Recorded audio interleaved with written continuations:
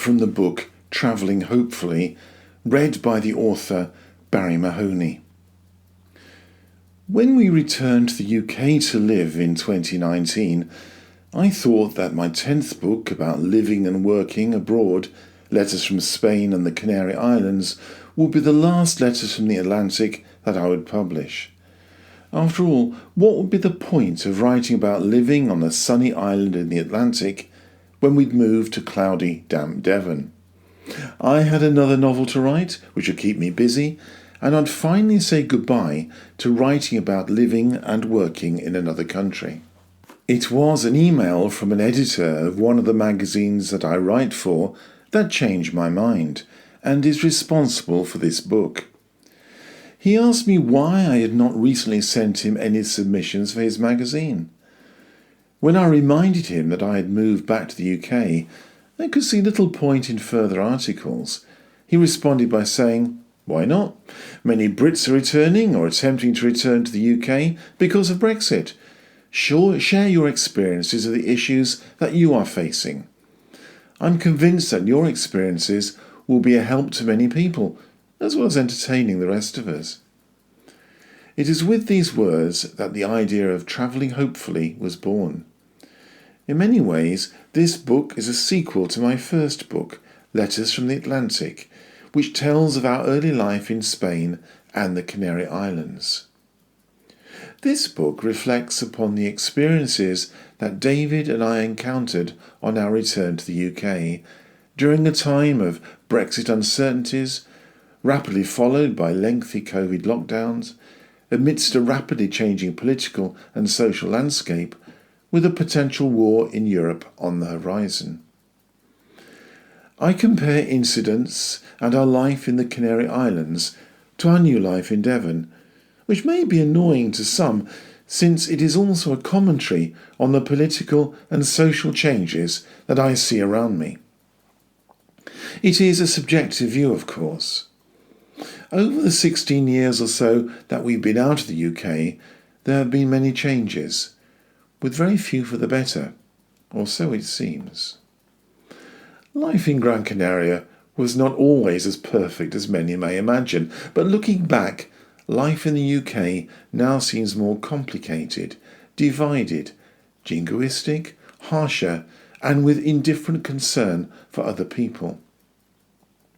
It's also a country in political and social crisis, which those who live here seem unable or unwilling to recognise. There is a paucity of political leadership from any political party, and populism has taken an unhealthy grip on the nation, no doubt following in the steps of the US. I am shocked at the increase in levels of poverty, the growing number of food banks, the rise in racism, knife and gang violence, as well as growing and deliberately fostered hostility towards Europe, fanned by a powerful group of right-wing politicians and wealthy fanatics, be they known as oligarchs or simply as Tory grandees.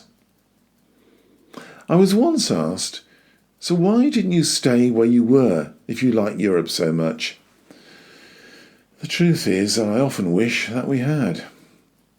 However, we were already well aware of souring relationships between the EU and the UK, issues with both healthcare and getting older, as well as missing family and friends. I'll discuss more about this later in the book, but has it worked out as well as we'd hoped? In some ways, no. Our plans to meet up with family and friends have, so far, been put on hold due to COVID. We miss the island, the healthy climate, the outdoor lifestyle, and the non-judgmental attitudes of those who live and work there.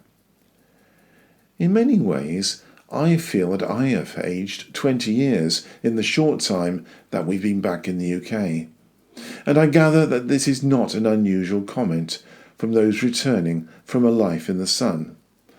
Above all, we miss our Spanish and European friends. On the plus side, when COVID issues settle, we will once again be able to visit family and friends.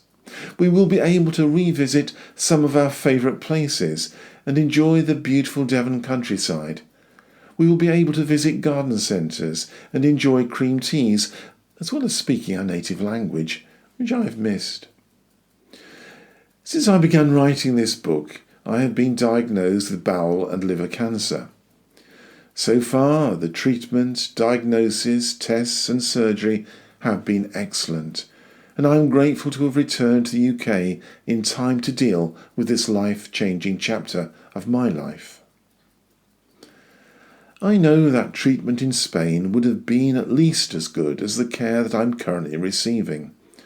But it is reassuring to have returned to the UK, where I can rely upon close family and friends for support, and not to have to worry about the language when dealing with complicated medical and treatment issues.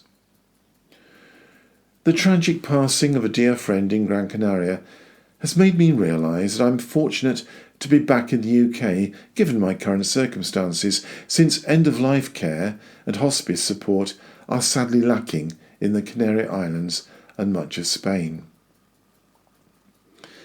In a tongue-in-cheek comment, I made the point that this book should not be read by Brexiteers or those who are fans of Boris Johnson, since it is most likely to offend, or at least annoy. I don't regret this remark, since I believe that both are two of the main factors that are responsible for the current attitudes in the UK. The UK is currently in a state of flux, but the reasons for its malaise stem much deeper than Johnson and Brexit. Anti-European and indeed anti-foreigner attitudes have been developed and cultivated in the UK for the last 40 years or so, and have culminated in a whole range of divisive issues that cross over the usual political divides. Brexit, Johnson, and indeed Truss, as well as the supporting cabal of Europe haters, are merely the unpleasant discharge from a lingering poisonous boil that will eventually be lanced, treated and forgotten. Maybe, over time, Brexiteers will be proved right. But I doubt it.